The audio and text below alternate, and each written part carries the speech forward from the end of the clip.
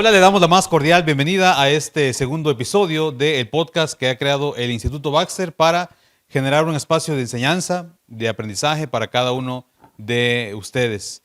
En el podcast pasado le prometimos que íbamos a tener una temática variada. De hecho, el primer episodio tuvo que ver con la salud mental y tuvimos a dos psicólogas de aquí de la institución, las cuales estuvieron aportando elementos importantes.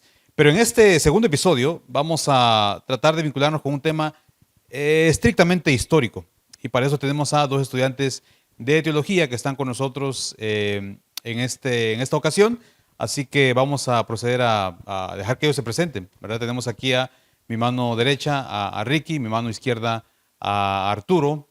Cuéntenos de dónde son. Vamos a empezar con Arturo, de dónde es, qué año está estudiando acá en Baxter, y también mande saludos a alguien de allá de la congregación, ¿verdad? Tal vez ahí lo puedan reconocer. Proceda, Arturo. Bien, un gusto poder estar aquí con ustedes. Me siento muy grato que me hayan invitado en esta ocasión para poder hablar sobre este tema histórico. Mi nombre es Arturo, como bien nuestro profesor ya lo ha dicho. Estoy cursando el tercer año en el Instituto Baxter y soy de México. Ricky. Muy bien, un placer para todos y un placer estar en esta ocasión. Mi nombre es Ricky Vázquez, tengo 22 años, soy hondureño. También de la misma forma que Arturo, estoy en mi tercer año y es un placer poder ser partícipe de este y hablar de un tema muy, pero muy interesante. Bueno, Arturo hizo referencia a mí como profesor. Solo quiero aclarar que yo no les enseñé esta clase de historia de la iglesia, ¿verdad? Así que no tengo nada que ver con lo que ellos vayan a decir a partir de este momento con vinculación histórica. Bien, miren, ahora en el mes de octubre, en los contextos académicos, se está hablando mucho acerca de un evento que ocurrió en el siglo XVI, particularmente el 31 de octubre.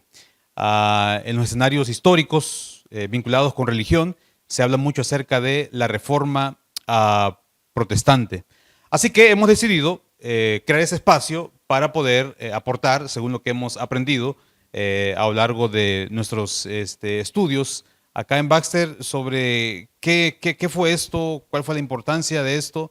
Recordando que la historia responde dos preguntas, ¿no? La historia responde el cómo y el por qué.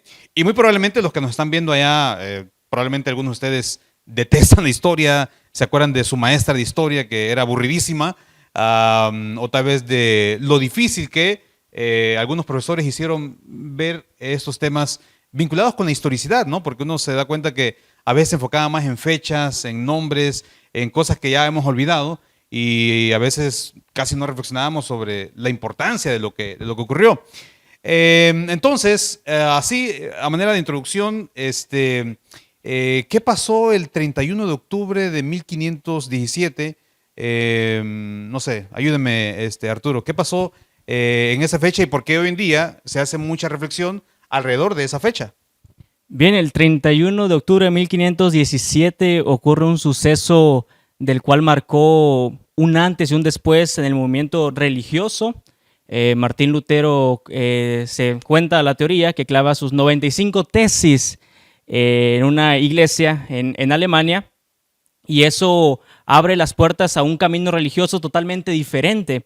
Pero como nosotros sabemos, cada movimiento social, cada movimiento religioso, siempre partimos de una fecha en específica, pero no es como que ese 31 de octubre Lutero haya dicho, hoy me levanté con ganas de clavar 95 tesis en esta iglesia. No, sino que hay un antecedente detrás de todo eso, incluso siglos antes con todo eso. Sí, yo siempre pongo de ejemplo las fechas de independencia, ¿no?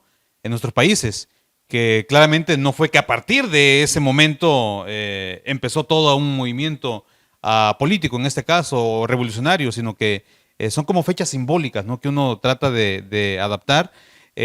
Ahora, antes de esto ocurrieron muchas cosas. Miren el siglo que estamos hablando, ¿no? El siglo XVI. Ahora, ¿qué pasó antes? Bueno, ocurrieron muchas cosas, ¿no? Estamos omitiendo 1500 años de historia, pero si Ricky me lo permite y Arturo, hago una breve referencia antes de darle la continuidad a ellos. Por ejemplo, siglo I, todos sabemos, ¿no? el nacimiento del cristianismo. Se escriben las páginas de lo que hoy en día nosotros llamamos el Nuevo Testamento. Siglo segundo, siglo tercero, hay persecuciones intermitentes, surgen los apologetas, surgen los famosos mártires también, como decía Tertuliano, que la sangre de los mártires era la semilla de la fe y el cristianismo sigue creciendo.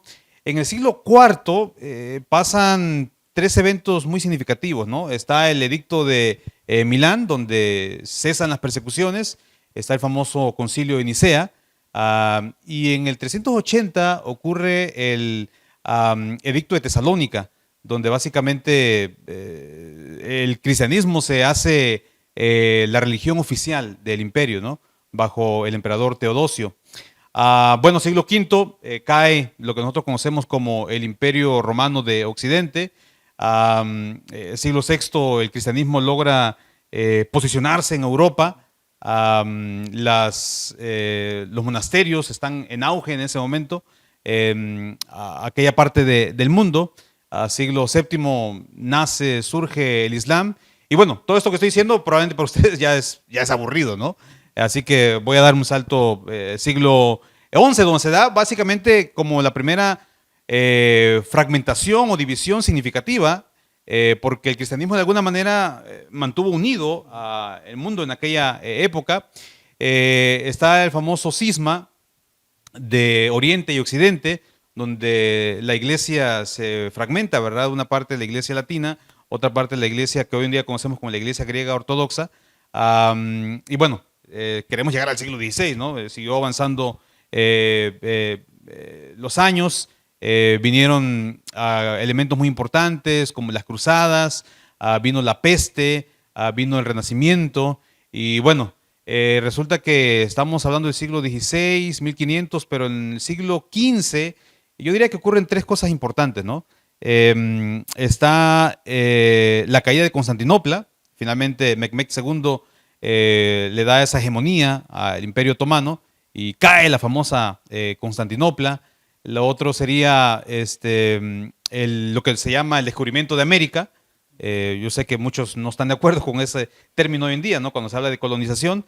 Pero en este siglo nace este hombre que llegará a ser un monje, nace Martín Lutero. Muchos dicen que 1483, otros opinan un poquito diferente, pero bueno, ese es el escenario, ¿no? Espero no haberlos aburrido con esto, pero ¿quién era Lutero? ¿Verdad? Realmente Lutero fue el primero en encender esta bomba que hoy en día conocemos como Reforma Protestante. Ricky, ayúdeme. Sí, hermano, mire, la verdad fue uno de los grandes que impulsó todo ello, pero tiene un antecedente más que ello. Vámonos un siglo más atrás, en el siglo XV, con Wycliffe y con Hus. Ellos también tenían esos ideales, tenían esos pensamientos con nuevas ideas, no apartarse, no estar en contra de ellos, sino con ideas totalmente renovadas, como lo dice Justo González. Pero a medida de que los recursos de esa época, los recursos de esa fecha, un siglo antes, no había para que la gente conociera estas ideas, que no conociera estos ideales, pues no tuvo tanto auge estas ideas, estas informaciones, hasta que llegamos a Lutero, que con Lutero sí hay algo que le da un auge a la información que él tiene, que es la imprenta.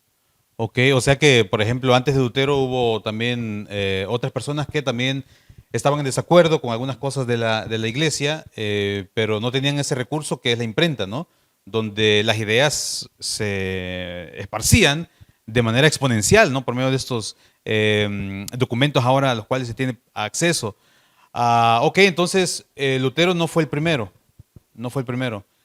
Usted citó a dos que de alguna manera dieron inicio. Ahora, cuando decimos que Lutero protestó, pues, no sé, ayúdeme Arturo, ¿contra qué protestaba? Bien, el término protestante o la reforma protestante es bien curioso porque uno piensa que nace justamente el 31 de octubre de 1517, pero se le llama protestante no hasta 1529. Eso es bien interesante. Primero, Lutero lo que quería era reformar algunas cosas de la iglesia. Tal vez ahorita hablamos un poco sobre eso, pero primero tal vez quisiera yo hablar un poco sobre el contexto religioso de ese momento. Estamos hablando de la hegemonía o del hegemón que era la Iglesia Católica de ese momento, donde sus principales motivos de las cosas que ellos hacían ya no era tanto religioso, sino era incluso político. Vemos a los papas nombrando reyes a otras naciones, vemos a los papas interviniendo incluso por los reyes, entonces ya no era una cuestión religiosa de acercar al pueblo a Dios, sino era una cuestión más política y social. Es bien interesante todo esto porque la Iglesia católica de ese momento empiezan a vender algo que se llama indulgencias. Creo que después tocamos bien ese punto, pero prácticamente era pagar para el perdón de mis pecados. Es como que si yo vendiera indulgencias y le dijera a nuestro hermano Lupe, usted ha pecado, le vendo una indulgencia y me da $20 y le digo, bueno, tus pecados te han sido perdonados. Prácticamente eso hacía la Iglesia Católica en ese momento, con una sencilla razón. Querían crear lo que hoy día se le conoce como la Basílica de San Pedro. Esta gran iglesia donde obviamente requerían muchísimos fondos, no había dinero y era fácil vender indulgencias, incluso vendían indulgencias hasta por los muertos. Y es por eso que Lutero no le gusta de una u otra forma esto. Llega un católico a Alemania llamado Johann Tetzel, que Lutero ve y Tetzel predica sobre las indulgencias. Incluso Tetzel decía que cada moneda de oro que caía sobre el canasto donde recogían el dinero para las indulgencias era un alma librada del purgatorio, ¿no? Entonces Lutero dice, oye, eso no tiene sentido, ¿ok? Obviamente las 95 tesis de Lutero son las más conocidas, pero quiero hacer mención sobre 97 tesis que escribe antes de las 95 tesis. O sea, a veces uno piensa que Lutero quería fragmentar nuevamente la Iglesia Católica de ese momento, pero vemos en sus primeras 97 tesis que algunos historiadores mencionan que lo escribe ese mismo año, cuando escribe sus 95 tesis. Él escribe estas 97 tesis con una cuestión más de debatir con los religiosos, recordemos que Lutero era religioso, era preparado, entonces él quería debatir en las universidades, pero pues como que no le hacen caso. Eso es bien interesante, ¿no? Lo que menciona Arturo, varios elementos súper interesantes que menciona, como las indulgencias, que para nosotros hoy en día, en pleno siglo XXI, a veces nos cuesta entender esto, ¿no? Pero tenemos que regresar a la época medieval, donde es un contexto muy distinto al que nosotros estamos.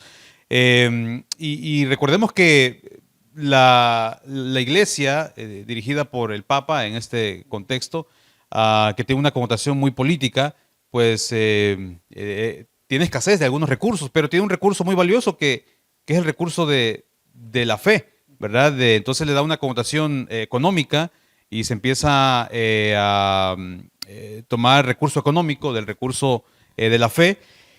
Y bueno, parece ser que usted mencionaba también que Lutero era una persona preparada. Creo que el sueño de su padre era que llegara a ser abogado, pero pues tenía una vocación religiosa, ¿no? Eso lo hemos seguido acá a veces en el Baxter, ¿no? Que a veces el padre quiere que uno sea un médico, un abogado, ¿verdad? Y uno termina siendo, ¿verdad? Pues teólogo, termina siendo un estudiante de las Escrituras por la convicción, ¿verdad? El llamado que tenemos. Ahora, Lutero entonces clava estas 95 tesis para protestar, ya nos dijo usted, contra las indulgencias. Tiene una connotación política también todo esto que se va a ir dando, ¿no? A medida va avanzando este proceso. Recordemos que en este momento León X es el Papa, está muy enfocado en su proyecto. Recordemos que Carlos V, el que sale en los chocolates ahí en México, ¿verdad? Carlos V es básicamente el emperador. Va a haber una situación, una relación de mucho conflicto entre Lutero y Carlos V por aspectos económicos y políticos. Ahora, Ricky, ayúdeme a entender esto. Una vez que Lutero clava sus 95 tesis invitando al debate, porque él considera que está mal lo que está ocurriendo. De hecho, uno puede leer cada una de las tesis. Que, cuando decimos tesis, no me refiero a la tesis que hacen su maestría, ¿verdad? Leí un meme ahí que decía, Lutero pudo con 95, yo no puedo con una, ¿verdad? Yo creo que no tiene nada que ver, ¿verdad? Son planteamientos, son oraciones donde invitaban al debate, ¿no? A la argumentación. Muchos dicen que Lutero fue un poco ingenuo, ¿no? En creer que tal vez era uno de los pocos que consideraba que se podía hacer algo para poder corregir lo que se había desviado.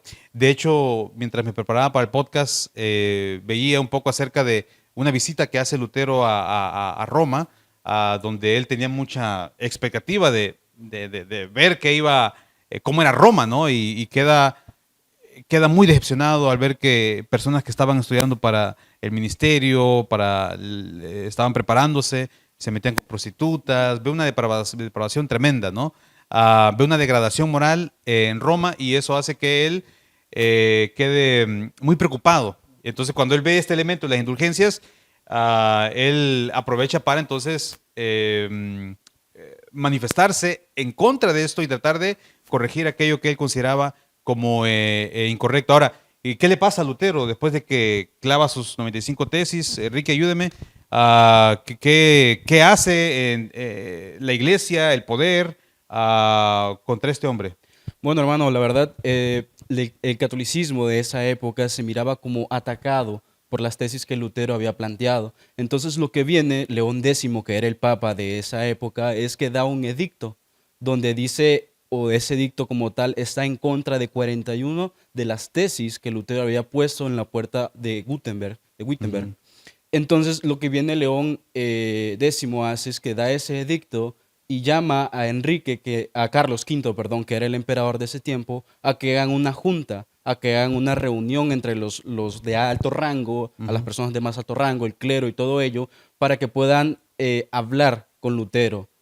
En 1520 es cuando, junio de 1520, cuando León X da ese edicto, pero no es hasta en abril de 1521 que Carlos V llama a Lutero dándole un salvoconducto porque la gente no lo quería ver, era como el odiado, el renegado de ese momento, no lo quería ver, entonces le da un salvoconducto de, ok, si vienes con nosotros, no te vamos a hacer nada mientras estés en esta reunión con nosotros. Y Lutero acepta, aún con un poco de miedo, porque no sabía qué le iba a pasar, porque la gente quería agarrarlo por lo que había hecho, por el revuelo que había hecho, por todo lo que había hecho, por lo que la gente sentía de ese avivamiento, de esa expansión de sus ideas, de ese conocimiento que él compartió y la gente lo pudo entender. Incluso también la gente de alto rango pudo entender lo que él lograba transmitir con sus ideas.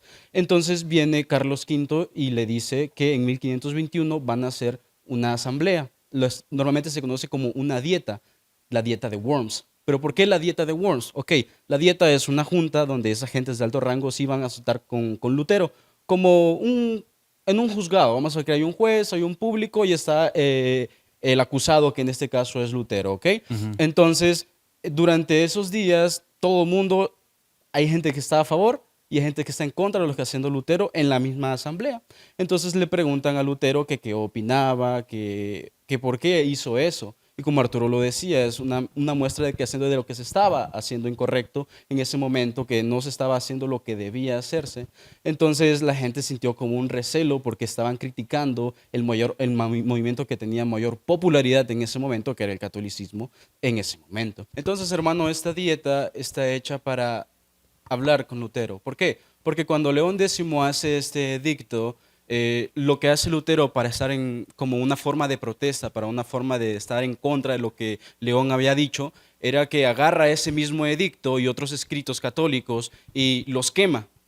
Y hay gente que está a favor de él, hay gente que está en contra. Entonces, ese es un ataque evidencial para el emperador, para el papa también en ese momento. Entonces, el papa le dice a Carlos, haz una reunión para poder hablar con Lutero, donde le van a dar un salvoconducto para que él pueda estar ahí sin que pueda pasar algún riesgo, que no le pase nada. Entonces, en la dieta se le acusa a Lutero de estar en contra de lo que estaba hablando la autoridad en ese momento del edicto que había dado el rey.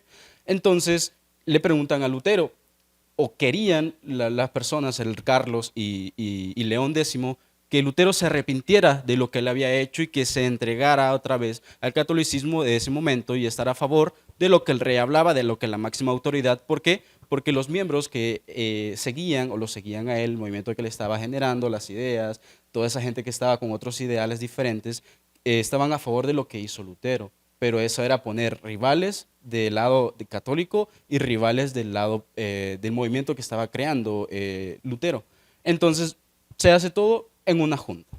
Entonces le preguntan a Lutero, Lutero, ¿te arrepientes de lo que hiciste? Y Lutero, sin frío, no. Dice que no. Entonces le hacen una segunda pregunta, a lo cual Lutero no quiere responder. ¿Por qué? Porque siente de que puede ser acusado por la respuesta que él dé, puede ser atacado por la respuesta que él dé. Entonces, ¿qué es lo que él hace? Y es lo que cita Justo González también. Dice que Lutero no respondió, o sea, sí respondió, pero de una manera a modo de esquivar la pregunta. Lo único que hace es que deja todo en manos de Dios y que si lo que va a hacer es justo o no, pero todo en manos de Dios. Entonces, después de esta dieta, el rey, el emperador Carlos V y León X miran de que no pudo ceder. Lutero no pudo ceder a lo que ellos querían o lo que ellos lo llamaron para pudiera atender al llamado que ellos hacían, de que parara esto, que era un descontrol, que la gente y la sociedad se iba a alterar. Entonces Lutero no quiso, ¿y qué es lo que hizo el rey? Lo declararon como hereje, lo declararon como alguien que estaba en contra de las leyes en ese momento.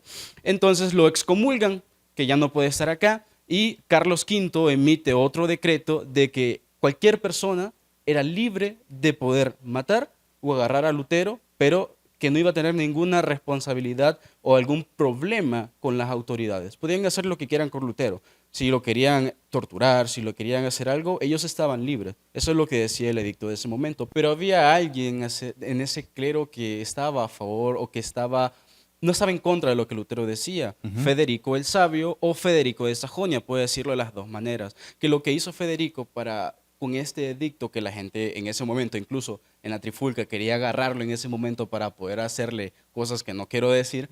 Entonces Federico lo que hace es que lo toma y lo lleva a uno de sus castillos, y es donde él lo protege, él lo guarda y lo alimenta para que no pase, para que pase desapercibido. Y en ese castillo todavía Lutero sigue trabajando en sus ideas, sigue todavía queriéndose dar más a conocer porque tenía un público muy extenso en ese momento que estaba a favor de las tesis que él había clavado, o que tenía un pensamiento ya más racional, un pensamiento más diferente y que ya no se dejaba moldear por lo que decían las autoridades, sino que tenían un poco de sentido común y un poco de pensamiento ya propio. Entonces Federico lo protege, y en ese castillo Lutero escribe o traduce, mejor dicho, la Biblia al alemán.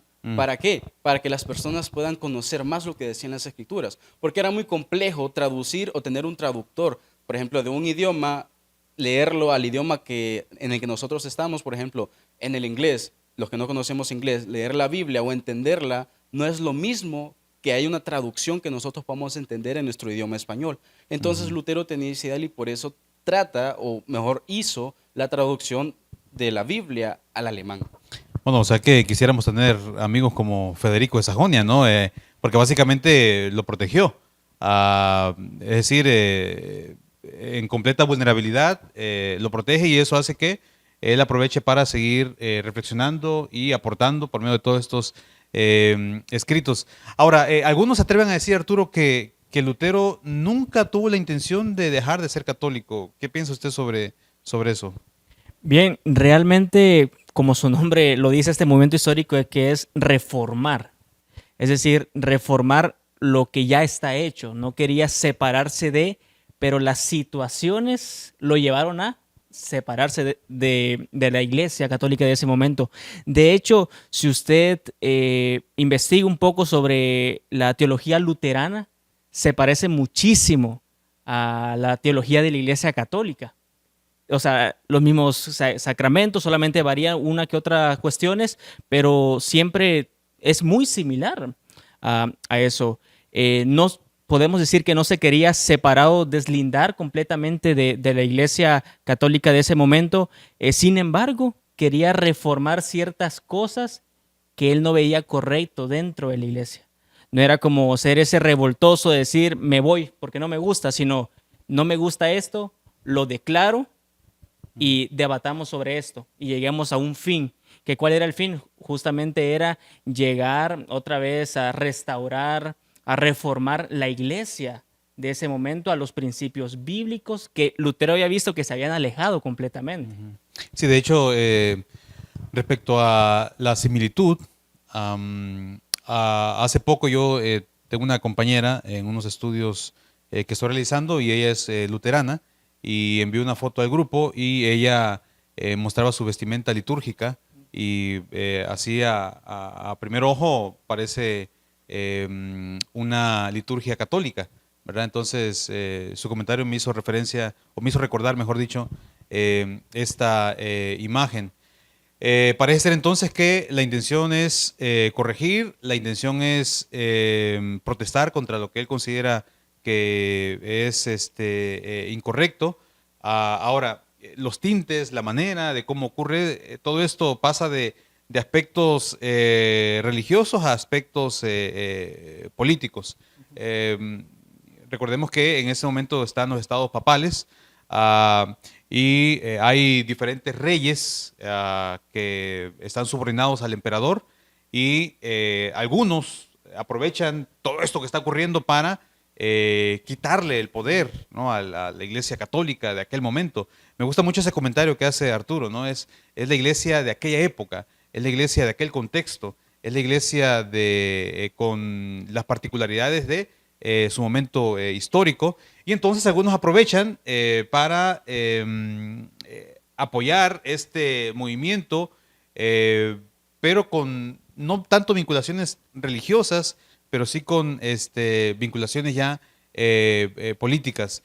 Ahora, hablando un poquito acerca de teología, porque la historia está vinculada con la teología, ¿qué aspectos teológicos se pueden rescatar?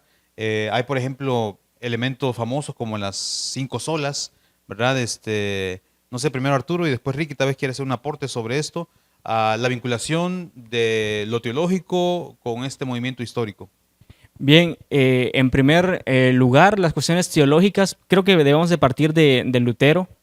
Él al final cree muchísimo en la justificación por la fe. De hecho, es una de las solas que después, más adelante, se desarrolla. Y de hecho, una de las cosas que él pensaba era justamente que el libro de Santiago que encontramos nosotros en nuestra Biblia no debería estar allí. Era una de las ideas que tenía Lutero, porque si usted se pone a analizar Santiago siempre es hagan obras. Hagan obras. Obviamente nosotros sabemos que lo dice en un contexto, bajo una exégesis, ¿no? Un contexto que nosotros podemos tener, pero Lutero decía, no, esto no debería ser inspirado, porque las obras no me justifican, sino que solamente es la fe. Entonces, uno de los aspectos teológicos de Lutero justamente es la justificación por la fe. Otra de las cosas que él también propone, una de sus ideas, y que después choca muchísimo con Zwinglio, es que Lutero pensaba que todo lo que no prohibía la Biblia era permitido. Es decir, si la Biblia no prohibía esto, entonces lo podemos hacer, ¿no? Y bien, usted ha tocado el tema sobre las 5 solas y ya me refería a una que es solo por la fe. Pero hay 5 solas que después se desarrollan. No hay un momento específico que en la historia, una fecha en específica donde se propuso estas 5 solas. Es decir, Lutero no dijo, estas son las 5 solas. No, definitivamente no, sino que se fueron desarrollando. Okay. Porque el Lutero, después de que muere, sus seguidores empiezan a desarrollar otras cosas más. Entonces, estas 5 solas se fue desarrollando a lo largo de la historia. Y encontramos la sola escritura. Esto es muy importante porque nosotros conocemos un poco sobre los sacramentos que tiene la Iglesia católica, y uno de los que rige es la tradición y la escritura. Es decir, todo lo que está en la escritura lo nutre la tradición, y todo lo que está en la tradición lo nutre la escritura, y que como que caminan juntos, ¿no? Y Lutero dice, no, eso no es así, la tradición no importa, sino que es la sola escritura, es decir, solo la Biblia, y lo que diga la Biblia es lo que vamos a hacer. Y nos vamos a regir a lo que diga la Biblia. No hay concilios, no hay tradición, sino que es solo la escritura. Solamente la escritura. Luego está la sola fe, que es justamente la cuestión de la justificación por medio de Jesucristo. Y luego viene la sola gracia, que eso es bien interesante porque algunos dicen que la sola gracia se desarrolla por las indulgencias. Recordemos que las indulgencias era prácticamente comprar el perdón de mis pecados. Y la sola gracia, una de las ideas que plantea es, la gracia no se compra, sino que solamente Dios lo da por amor. Y ningún esfuerzo humano hará que nosotros tengamos la gracia, sino que la obtenemos por el amor que Dios tiene hacia la humanidad y hacia las personas. Luego está solo Cristo. Esta una de las solas indica, o una de sus tesis es que Cristo es el único mediador entre Dios y los hombres. Recordemos la teología de la Iglesia Católica de ese momento y también incluso en nuestra actualidad, la cuestión de la intercesión de los santos y todo ese tema. Entonces esta de las solas dice, es solo Cristo. Solamente Cristo, nada más, que es el que intermedia entre Dios y los hombres. Y la última, que es a Dios la gloria. Obviamente recordemos que estas 5 solas se desarrollan en el contexto de la Iglesia Católica de ese momento, donde la reputación del Papa era importante, donde había muchísima simonía, y eso que implica que los clérigos se sentían como los importantes, decir, yo mando aquí, yo ordeno aquí. Y obviamente la gloria humana era para ellos, porque hacían grandes obras, se rodeaban de grandes emperadores, pero esa última sola dice solamente a Dios la gloria. Todo lo que Él ha hecho, la gracia y todo lo demás es porque Dios lo ha decidido y solamente a Él debemos de darle la gloria. Entonces esto de las 5 solas es una reflexión posterior que se hace sobre los aportes que hace Lutero, y no solamente Lutero, no estamos tomando esta figura simbólica, pero usted mencionaba a Calvino, se mencionó a Zwinglio, está Wycliffe, estuvo Tyndale, hubo varios personajes, ya sea en Alemania, ya sea en Suiza, ya sea en Inglaterra, que básicamente hicieron eco a esta voz levantada con sus diferentes escenarios, claro está, porque a veces entre ellos mismos diferían, ¿no? Como usted mencionaba hace algunos momentos. Ricky. Hermano, yo me quedo más con cómo Lutero quería acercarse en esa conexión solamente con Dios. No quería que otras personas intervinieran. Él estaba viendo lo incorrecto que estaba haciendo el catolicismo en esa época, de vender cosas por un beneficio propio para crear la capilla, como decía Arturo antes. Pero Lutero se centraba más en esa conexión interna con Dios, en solamente por la fe, solamente en creer, solamente a Dios la gloria. Entonces yo me quedo más con ello, y me gustó mucho ese pensamiento que tenía Lutero de Dios. Dios es todo para él, creer en Dios. Incluso más atrás, si nos vamos a su vida, como le dijo usted, su papá quería que él fuera abogado. Él estuvo un tiempo y trató de ejercer en esa carrera, pero a Lutero no le gustó. Lutero le gustaba la teología, él sentía ese llamado, él sentía esa vocación por acercarse más a Dios y trabajar en el ministerio. Tanto que cuando va a Roma se siente muy decepcionado, y es ahí cuando empieza a hacer lo de las tesis, cuando empieza a cambiar esos ideales y buscar más una mejor relación con Cristo y a criticar lo que se estaba haciendo mal en esa época. Entonces, si algo me quedo con lo de Lutero, es la conexión que quería llegar a tener con Dios. Sí, el tema es muy amplio, ¿verdad? Si usted ha llegado hasta este momento con nosotros es porque le interesa este tema histórico. Pero bueno, hay mucha tela que cortar todavía sobre este tema, pero octubre es un mes donde se hace mucha referencia a este evento ocurrido en el siglo XVI. Claramente Lutero es una persona llena de matices positivos, negativos, como cualquier otro ser humano. Y yo creo que hizo algo que marcó algo, un antes y un después en la historia, ¿no? Esta no es la primera fragmentación religiosa dentro del cristianismo. Ya hicimos referencia, por ejemplo, al cisma entre Oriente y Occidente. Hay otro evento que se llama el cisma de Occidente también.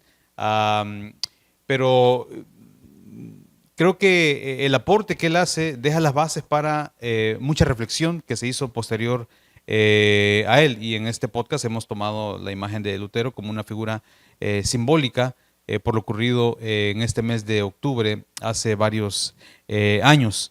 Arturo, para nuestra audiencia, su reflexión final sobre la reforma protestante, ¿con qué nos quedamos? ¿Qué podemos aprender como estudiantes de teología, como estudiantes de historia sobre este acontecimiento del siglo XVI? Bien, este momento histórico, estemos de acuerdo, ¿no?, con lo que hizo Lutero, pero marcó un antes y un después, porque gracias a ese movimiento, ahora Alemania contaba de una Biblia en su idioma. Eso hacía que la Biblia fuese más accesible y no solamente los clérigos pudieran leer la Biblia, sino que ahora todos los feligreses podían leer la Biblia. Quisiera concluir o dar un poco de reflexión a la audiencia, es de que, bien, no podemos estar a favor o en contra de lo que hizo Lutero, eso se puede discutir después, si estamos a favor o en contra, pero no podemos negar lo que él hizo en ese momento. Ahora, de manera reflexión personal como estudiantes de teología y amantes de la historia, es que sigámonos acercando a Dios y al modelo bíblico que siempre debería perdurar en nosotros. Si tal vez nosotros vemos injusticias dentro de la iglesia, tal vez no vamos a clavar 95 tesis, pero sí poder levantar la mano para que otras personas u otros hermanos se nutran juntos. Recuerden que la iglesia es esa comunidad de fe donde uno se debe de sentir bien, debe de gozar de la gracia, debe sentirse feliz porque Cristo lo ha salvado y no debería sentir miedo ni temor, como en ese entonces pasaba con los feligreses que sentían temor y miedo. Entonces, sigamos apoyando nuestra comunidad de fe, siempre predicando lo que Dios nos manda. Gracias, Arturo, por esa reflexión. Ricky, su reflexión final sobre ese tema. Yo me quedo, hermano, que con este movimiento es un punto de cambio, donde Lutero inspira a otras personas a que puedan dar sus ideas y decir, ok, si está incorrecto, yo puedo hacer algo, tratar de acercarme a lo correcto. Yo me quedo con ello y para la audiencia también que nos está escuchando, la iglesia también, como decía Arturo, es un punto donde nosotros podemos encontrar a Dios. Podemos generar un cambio, tener ideas más acertadas a que se nos acerque a Cristo. Y yo reflexionaba mucho de esto y se lo comentaba a Arturo antes de ello, de que este punto o este momento de la historia de Lutero no es, ok, hubo un pleito, hubo una discusión, clavó esto y ya, sino que le da oportunidad, le da inspiración a las demás personas para que puedan salir adelante, para que puedan defenderse de personas que quizás están sometiéndolas a algo que ellos no vean correcto. Lutero hace e inspira a esas personas a que puedan salir adelante. Y la iglesia hoy en día, si me atrevo a decirlo, también tenemos muchos pensamientos que pueden ayudarnos a acercarnos más a Dios. Tenemos muchos ideales que puede o no estoy a favor ni en contra de Lutero, eso también lo podemos hablar después, pero podemos tomar el ejemplo de lo que hizo él. Él no se quedó callado, no se sometió a algo que él miraba incorrecto, no simplemente hizo caso, sino que él habló y la gente lo escuchó y estuvo a favor de él. Entonces me quedo con ello de que inspiremos más a acercarnos a Dios. Siempre es interesante hacer la reflexión si estos hombres estuvieron conscientes o no del gran movimiento del cual fueron parte, porque muchas veces la reflexión ocurre después de la muerte de ellos, ¿no? De hecho, Lutero creo que vivió hasta los 62 años, murió por una muerte natural, pero esas 6 décadas de vida le bastaron para marcar la historia, ¿no? Y por eso es que hemos decidido hablar sobre este hito histórico vinculado con él. Gracias por habernos acompañado, gracias por haber llegado hasta acá. Esperamos que la información que hemos brindado haya sido de utilidad, haya sido de beneficio para cada uno de ustedes y lo esperamos en el próximo podcast con una temática muy distinta a esta. Gracias, nos vemos.